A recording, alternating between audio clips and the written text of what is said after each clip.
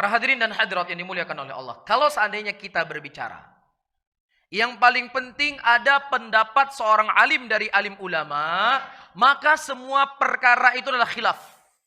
Kalau seandainya begini model cara orang beragama, maka tidak ada yang haram di muka bumi ini. Semuanya halal.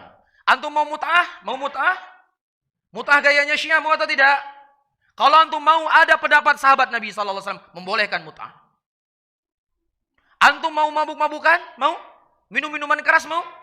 Ada pendapat sebagian ulama salaf yang mereka menghalal minuman keras kecuali hanya terbuat dari anggur saja. Selain daripada anggur, minuman keras semuanya halal. Apa lagi?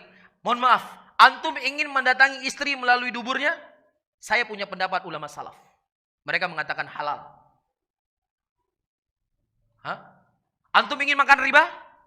Ya, orang-orang yang tadi kerja di bank, kemudian buru-buru keluar dari bank, antum terlalu terburu-buru. Padahal ini perkara khilaf. Ada sebagian ulama yang mengharamkan riba, cuma riba nasi, adapun riba fadl mereka tidak mengharamkan.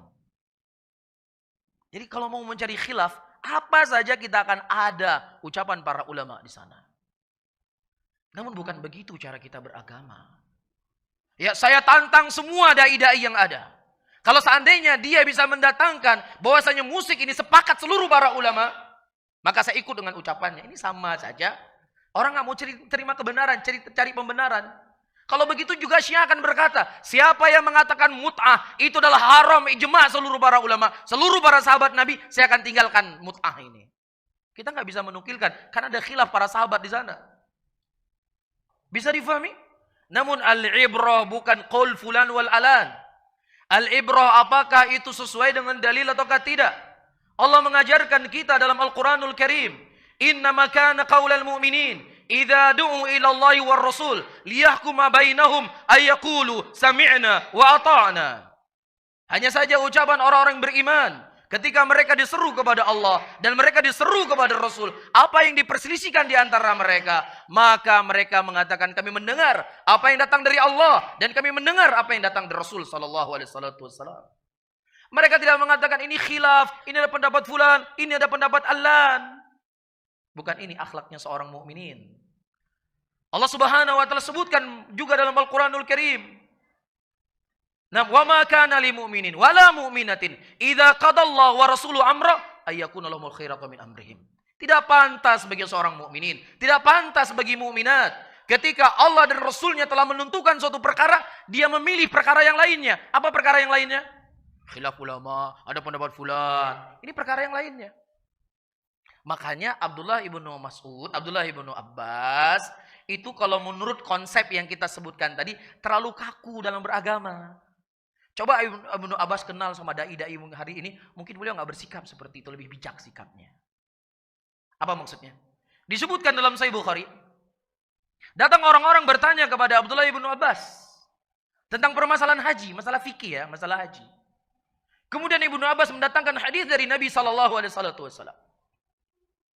Kemudian mereka berkata, wahai Ibnu Abbas, tetapi Abu Bakar berkata demikian, tapi Umar berkata demikian. Oh ya sudah, khilaf berarti ini.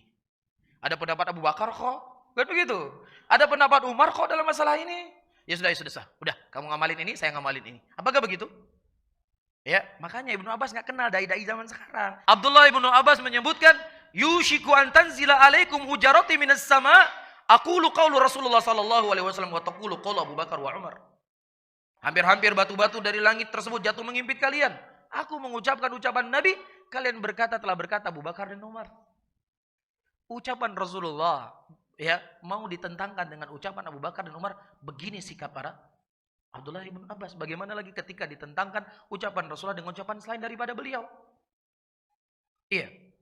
Disebutkan dalam Sahih Muslim, datang orang-orang kepada Aisyah radhiyallahu taala anha dan mengkhabarkan Abdullah ibnu Mas'ud berfatwa bahwasanya wanita-wanita yang mereka mandi dari haid hendaknya membuka kepangan rambutnya.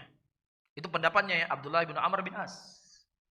Fikih kan? Masalah fikih enggak? Masalah fikih. Kemudian didengar oleh Aisyah radhiyallahu taala anha. Bagaimana sikap Aisyah? Sampaikan kepada Abdullah bin Amr bin As. Dulu saya mandi dari haid dan Nabi SAW masih hidup. Beliau tidak memerintahkan saya untuk membuka kepangan rambut saya. Kenapa kamu tidak langsung mengatakan kepada Abdullah bin Amr bin As, dia untuk sekalian berfatwa agar wanita mencukur rambutnya sampai gundul ketika dia mandi haid? Ini sikap ta'zim li hadithi Rasulullah sallallahu alaihi wasallam. Oleh karena itu kata Imam Syafi'i rahimahullah, ya tidak halal bagi seseorang ketika setelah jelas hadis yang datang dari Nabi Muhammad sallallahu alaihi wasallam kemudian dia memilih petunjuk yang lainnya. Ini diantara hawa nafsu yang syaitan masuk dalam bab khilaf. Semua dibuat khilaf. Bisa difahami ya?